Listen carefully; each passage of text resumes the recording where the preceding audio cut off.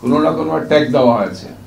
যারাই বিরুদ্ধে কথা বলেছেন, ভিন্ন মত পোষণ করেছেন, কোন পরামর্শ দিয়েছেন, শাসক গোষ্ঠীর তাদের চিন্তার সাথে বা তাদের মতের সাথে না মিললেই একটা ট্যাগ দেওয়া হয়েছে। এই ট্যাগ দিয়ে তাদেরকে সাইড করে ফেলা হয়েছে, তার দুনিয়া আখিরাত সব বরবাদ করার চেষ্টা করা হয়েছে।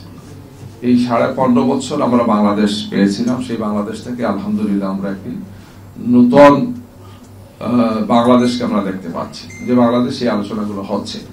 এই ধরনের আলোচনা তো অতীতে আমরা লাভ পাইনি। এই যে আজকে ইসলামী দলগুলো আমরা আসছি, কথা বলছি, ভালো লাগছে। এটা এখানে সাংবাদিক বন্ধুরা আছেন, আমাদেরকে দেখেন নাই, দেখার সুযোগ পান নাই।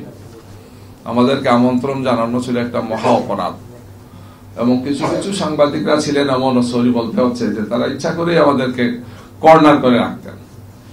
আমাদেরকে দেখলেও যেভাবে কার্টুসাইজ করা যায় সেটা তারা করেছেন। ওই ভয়ে, আসলে ভয়টা ছিল যদি এমুকের ফটো আসে, অমুক দলের কিছু নেতার বক্তব্য চলে আসে, তাহলে তো আমার চাকরি যায়, বা এই পত্রিকার উপর খড়গ নেমে আসে। এই ধরনের একটি পরিস্থিতি একটি দেশে ছিল, যেটি আমরা প্রত্যাশা করিনি, কিন্তু সেটি ছিল বাস্তবতা। আমরা সেখান থেকে বেরিয়ে এসেছি। এখন এই বাংলাদেশকে নিয়ে অনেক কিছু হচ্ছে, যে কথাগুলো আমাদের গোবিন্দদা সেখানে তুলে ধরেছেন। এটা ঠিক যে ব্যাপক অপপ্রচার হচ্ছে, এটা মোটেই প্রচার নয়, এটা অপপ্রচার। ফ্যাক্ট চেকিং সাংবাদিকরা জানেন, সেখানে এই সমস্ত বিষয় নিয়ে একটা চমৎকার নতুন আইটেম আছে, বাংলাদেশে আছে, দুনিয়ার সব জায়গাতে আছে। যে কোনো একটি তথ্য, যে কোনো একটি ইনফরমেশন, যে কোনো একটি নিউজ, সেটাকে বোঝার জন্য সঠিক তার সত্যতা যাচাইয়ের একটা চমৎকার ব্যবস্থা আছে। সেই ব্যবস্থার কারণে যে সমস্ত কথাগুলো বাজারে আসছে, মিডিয়াতে আসছে, সেগুলোর সত্য মিথ্যা যাচাই করে আমরা জানছি। গিয়ে জানার কারণে একজন মানুষ সঠিক তথ্যটাই জানছেন, প্রকৃত চিত্র তার সামনে পরিষ্কার হচ্ছে। গিয়ে নিঃসন্দেহে এই পরিবর্তনের পরে অনেকগুলো ঘটনা ঘটেছে, যেটা অনেকে বলেছেন। তো সেগুলো ঘটনা ঘটার ক্ষেত্রে আমরা কোনোটাকে এলাও করি না, কিন্তু এই সমস্ত ঘটনাগুলো দুঃখজনক, বিয়োগান্তক। কিন্তু এগুলোর সাথে আমার জানা মতো রাজনীতির সংশ্লিষ্টতাই বেশি ছিল, এখানে ধর্মীয় সংশ্লিষ্টতা মূল কারণ ছিল না। যে ব্যক্তিটি তার রাজনৈতিক পরিচয়ের কারণে ক্ষতিগ্রস্ত হয়েছেন, তার ধর্মীয় পরিচয়টার সাথে এই কারণে হয়েছিল যে তিনি এই ধর্ম, অর্থাৎ হিন্দু ধর্মের সাথে কিন্তু আসলে হিন্দুর কারণে না। তার উপর এই আঘাতগুলো এসেছে, তিনি রাজনৈতিকভাবে সচেতন ছিলেন, দায়িত্ব পালন করেছেন, এবং এই কর্মসূচি গত 15 বছর যা করা হয়েছে সেটা তার সুযোগ আছে। আমরা এটাকে আলাদা করি না, আইনকে আইনের মতোই করে চলতে দিতে হবে। বাংলাদেশ জামাত ইসলামের পক্ষ থেকে আমরা এই বিষয়ে প্রথম দিন কথা বলেছি। আমাদের সংগ্রামী আমিরে জামাত ডক্টর শফিকুর রহমান বিবৃতি দিয়েছেন। আমরা সহ সবগুলো রাজনৈতিক দল, বিশেষ করে ইসলামী দল, যেহেতু আমাদের উপর এটা আসলে, আপনারা যেমন মুসিবতে আছেন, আমরাও মুসিবতে আছি, কিছু হলে আমাদের উপর চাপিয়ে দেওয়া হয়। আর এই জন্য আমরা একটু সিরিয়াসলি আর সিনসিয়ারলি দেরি না করে আমরা পাহারার ব্যবস্থা করেছি, আপনাদের পাশে দাঁড়ানোর চেষ্টা করেছি, যে এইটা নিয়ে যাতে কোনো নাটক তৈরি করা না হয়। আলহামদুলিল্লাহ, বিশেষ করে 5 তারিখের পরে, আপনারা জানেন 5 আগস্টের পরে তো সরকারের কোনো নিয়ন্ত্রণ ছিল না। 8 তারিখ শপথ নিয়েছেন অন্তর্বর্তীকালীন সরকার।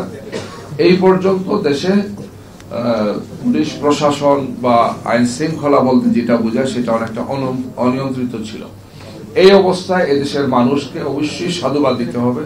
রাজনৈতিক দল হিসেবে বিএনপিও করেছেন, কিন্তু বেসিক্যালি ইসলামী দলগুলো এক্ষেত্রে অত্যন্ত দায়িত্বশীল ভূমিকা পালন করেছে। কিন্তু এরপরও আমাদের উপর এটা আসছে যে আমরা এগুলা করেছি, এগুলা করেছি, এগুলো যেটা বলেছেন আমাদের ভাইরা। এবং বিশেষ করে ভারতের প্রপাগান্ডা সেল সেখানকার জনগণ থেকে করেছেন, আমি এটা বিশ্বাস করি না। রাষ্ট্র থেকে, সরকারের পক্ষ থেকে এগুলা করা হয়েছে, চরম ভাবেই করা হয়েছে, চরম বাড়াবাড়ি গুলো করা হয়েছে। এদেশের মানুষ যখন ভারতে চরম অত্যাচার নির্যাতন মুসলমানদের উপর হয়, সেটা কাশ্মীরে হোক, সেটা বাবরি মসজিদে হোক, বা অতি সম্প্রতি এগুলো হচ্ছে, এগুলো নিয়ে আমরা কষ্ট পাই, কিছু কিছু ক্ষেত্রে আমরা উত্তেজিত হই, কিন্তু আমরা আইন হাতে তুলে নিই না। দুই একটা বিচ্ছিন্ন ঘটনা ছাড়া অতীতে এগুলো হয় নাই, হবেও না ইনশাআল্লাহ। কারণ আমি এটা বিশ্বাস করি যে ধর্মপ্রাণ মানুষ কখনো তিনি সাম্প্রদায়িক হন না, তিনি উগ্র হন না, তিনি আইন হাতে তুলে নিতে পারেন না। ধর্ম আমাদেরকে যে নৈতিকতার শিক্ষা দেয়, এই অবস্থা থেকে আমরা এটাকে বিশ্বাস করি। আমাদের আমির ডক্টর শফিকুর রহমান আরেকটি কথা বলেছেন, যেটি আলহামদুলিল্লাহ জাতীয়ভাবে আলোচনা হচ্ছে, যে মেজরিটি আর মাইনরিটি, আমরা এই কথাটা ভুলে যেতে চাই। যেটা আমাদের সিনিয়র বলেছেন যে এই জাতিকে কয়েক ভাগে ভাগ করা হয়েছিল, স্বাধীনতার পক্ষের বিপক্ষের, এই চেতনার পক্ষের, এই চেতনার বিপক্ষের, মেজরিটি মাইনরিটি আমরা চাই না।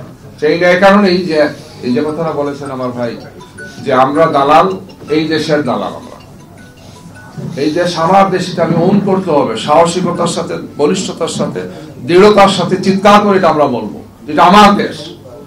ধর্মের কারণে এখানে বিভাজন হবে না, রাজনীতির কারণে এখানে বিভাজন হবে না।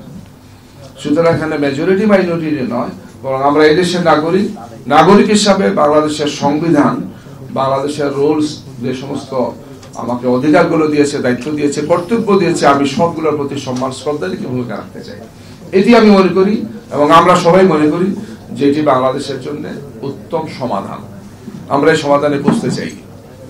এই জন্য আমাদের ভাইরা, বিশেষ করে হিন্দু ভাইরা যখন কষ্ট পান, আমরাও কষ্ট পাই। আমাদের প্রত্যেকের ইতিহাস আছে ছাত্র জীবনে, আমাদের বাল্যকালে স্কুলে পড়েছি, যে এলাকায় আমরা পড়ছিলাম, যে এলাকায় আমরা বসবাস করেছি, সেখানে আমরা একদম মানে কে হিন্দু কে মুসলমান এটা বুঝতেই পারি। আমি যে এলাকায়, সেই এলাকায় তো অনেক হিন্দু ভাইরা আছেন, আমরা নিয়মিত যেতাম, এখনো তাদের সাথে সম্পর্ক, অনেক বয়স হয়ে গেছে, আমরা বুড়ো হওয়ার পথে, কিন্তু মনে হয় না যে আমাদের মধ্যে কোনো পার্থক্য আছে। আসলেই আমাদের বাড়িতে সেই সমস্ত ভাইরা আসেন, আমরা তাদের বাড়িতে যাই, পূজা পর্বণে দাওয়াত দেন, আমরা আমাদের অনুষ্ঠানগুলোতে দাওয়াত দিই।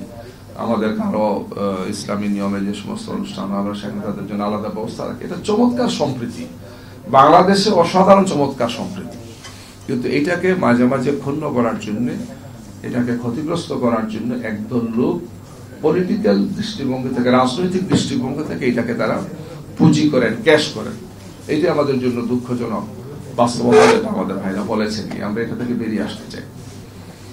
আমরা বিশ্বাস করি যে একটা জাতিসত্তার বিকাশের জন্য শিক্ষা, স্বাস্থ্য, নিরাপত্তা, সম্মানবোধ, নাগরিক অধিকার যদি সরকার বা রাষ্ট্রের দায়িত্বে যারা থাকেন তারা যদি সেটাকে সঠিকভাবে বাস্তবায়ন করেন, তাইলে এই ধরনের সমস্যা থাকবে না। আমরা এই ধরনের একটা সম্প্রীতির বাংলাদেশকে দেখতে চাই, যে বাংলাদেশে আমরা ধর্মের ভিত্তিতে বিভাজন হবে না, আমরা পরস্পরের প্রতি সম্মান এবং শ্রদ্ধা রেখে আমরা চলবো। প্রত্যেকের অধিকার, তার দায়িত্ব, কর্তব্য যেগুলো আছে পরস্পরে, সেটা আমরা যাতে পালন করতে পারি। অন্তর্বর্তীকালীন সরকার দায়িত্ব নিয়ে অনেকগুলো কমিশন করেছেন। সেই কমিশনের প্রথম কমিশনটাই কিন্তু বিগত 15.5 বছরের আওয়ামী রেজিমে যে সমস্ত লুটপাট হয়েছে তার একটা বর্ণনা দেওয়ার জন্য ডক্টর দেবপ্রিয় ভট্টাচার্য অত্যন্ত এফিশিয়েন্ট, তাকে দেওয়া আছে। আমি তাকে চিনি খুব ভালো, তিনি একটি দায়িত্ব তিনি পালন করেছেন। তাহলে প্রথম কমিশনটা কিন্তু তাকে দিয়ে করা হয়েছে এবং তিনি সেটি তুলনামূলকভাবে সবচেয়ে কম সময় সম্পন্ন করেছেন, যেখানে তিনি দেখিয়েছেন যে প্রতি বছর গত 15.5 বছরের মধ্যে পার ইয়ার $15 বিলিয়ন বাংলাদেশের বাইরে গিয়েছে, পাচার করা হয়েছে, লুটপাট করা হয়েছে। এর সাথে ঘুষ, দুর্নীতি ইত্যাদি ইত্যাদি তার একটা বর্ণনা দিয়েছেন, ডিটেইলস সেখানে প্রতিবেদনে এসছে। গিয়ে সংবিধান সংস্কার সহ অনেকগুলো সংস্কারের কমিশন হচ্ছে, রাজনৈতিক দলগুলোকে চিঠি দিয়েছেন, আমাদের কাছে চেয়েছেন, আমরাও সংস্কারের প্রস্তাব দিয়েছি, অন্যান্য দলও দিয়েছেন। আমার জানা মতো সব দলই দিয়ে দিয়েছেন, অলরেডি আমরা দিয়ে দিয়েছি। 30 ডিসেম্বরের মধ্যে বা 31 ডিসেম্বরের মধ্যে তারা একটা রিপোর্টও দেবেন, মানে একটা প্রস্তাবনা, আমাদের সবগুলো প্রস্তাবনাকে সামনে রেখে অন্যান্য স্টেক হোল্ডার যারা আছেন, এই একটা মানে প্রস্তাবনা আসবে। আমার অনুরোধ থাকবে, প্রামাণিক ভাই আছেন, সবত এখানে আছেন, আপনারা যে প্রস্তাবটা দিচ্ছেন সেখানে আপনারাও দেন, হয়তো দিয়েছেন, যদি না দিয়ে থাকেন আপনারা সেখানে দেন।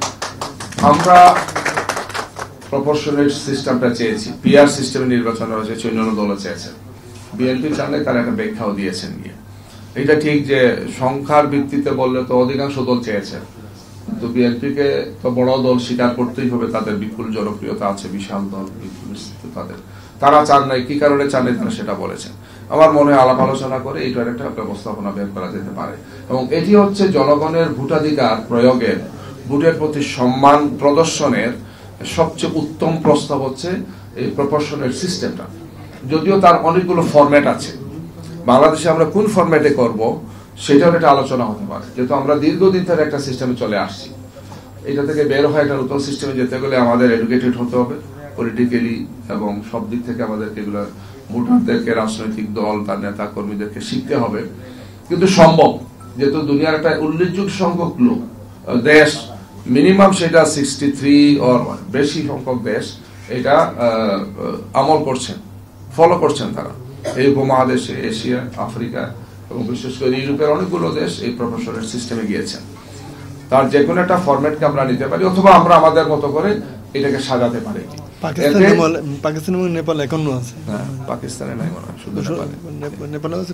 যাই হোক, যে সমস্ত দেশগুলোতে আছে তারা উপকৃত হচ্ছে এবং প্রয়োজনে এগুলো পরিবর্তন হবে। একটা সিস্টেম হলে এটাই যে মানে থাকবে, এটা আমরা প্রয়োজনে সেটার মধ্যে আবার রিফর্ম হবে। রিফর্ম হয় আমরা একটা সুন্দর নির্বাচনী ব্যবস্থার দিকে যেতে পারি। এই সিস্টেমে এই বিষয়টাকে অ্যাকোমোডেট করা যেতে পারে। করতে পারলে আমার ধারণা আমরা অনেক সমস্যার সমাধানও করতে পারবো এবং এদেশের জনগণের অভিমতের বা তার অভিপ্রায়ের বাস্তবতা প্রতিচ্ছবি, প্রতিফলন, রিফ্লেকশনটা আমরা আমাদের সংবিধানে এবং বাস্তব জীবনে আমরা দেখতে পাবো।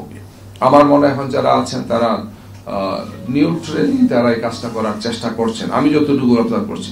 মানুষ হিসেবে ভুল ত্রুটি আছে সবার, কিন্তু এখনো যারা দায়িত্বে আছেন তারা সবাইকে নিয়ে চলার চেষ্টা করছেন। এক্ষেত্রে এটা একটা গোল্ডেন অপরচুনিটি আমার কাছে মনে হচ্ছে যে আমরা এটা নিয়ে একটু চিন্তা করতে পারি।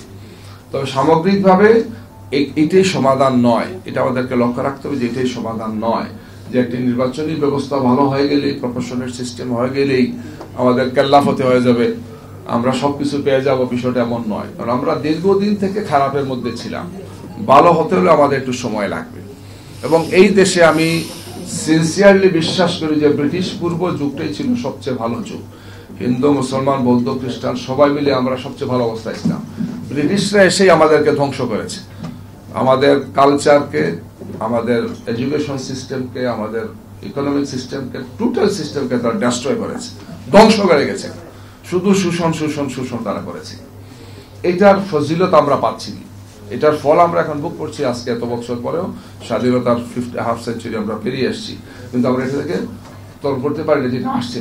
যে সমস্ত দলগুলো ছিলেন এগুলো রিফর্ম করেন নাই, কোনো ক্ষেত্রেই ভালো কোনো রিফর্ম হয়নি। আমরা অনেক আলোচনা করেছি, পরামর্শ দিয়েছি, কিন্তু ক্ষমতায় যাওয়ার পরে সেটা আমরা ভুলে যাই। যে দলই ক্ষমতা ছিলেন আমাদের তার সৌভাগ্য হয় নাই। আজকে আমরা ছিলাম কয়েকদিন, 2 জন মন্ত্রী আমাদের ছিলেন, কিন্তু এগুলো শোনানো বড় কঠিন। মেজরিটি শেষ পর্যন্ত যে দল থাকেন ক্ষমতায় বা তার মেজরিটি এমপিরা থাকেন তারা তাদের কথাই কথা, কিন্তু আর্টিকেল 70 আমাদেরকে সুযোগ দেয় নেই, মানে ফ্লোরটা ক্রস করার তার সুযোগ নেই, তার ভিন্ন বক্তব্য রাখার পার্লামেন্টের সুযোগ নেই। এই জন্য আমরা আর্টিকেল 70 নিয়ে এখানে 2 জন সম্মানিত লয়ার আছেন, আমরা প্রস্তাবনা দিয়েছি যে এইটার একটা সংশোধন হওয়া উচিত। টোটালি এটা আমরা উড্র করে ফেলবো। বাংলাদেশ এত ম্যাচিউরড হয় নাই, পলিটিক্যালি আমরা এত ম্যাচিউরড হয়নি, কিন্তু এটারও একটা সমাধান সম্ভব যে কমপক্ষে আমরা এই ক্ষেত্রে রাখবো, বাকিগুলোতে আমরা আর্টিকেল 70 প্রয়োগটা আমরা বন্ধ করবো। যেহেতু একটি স্বাধীন দেশ, সবার কথা বক্তব্য জনগণের প্রতিনিধিত্ব করছেন পার্লামেন্ট মেম্বাররা, তারা যাতে তাদের বক্তব্যটা তুলে ধরতে পারে। আর কাবিল বাংলাদেশের একমাত্র UL এবং VD সার্টিফাইড কেবল, যা A গ্রেড LME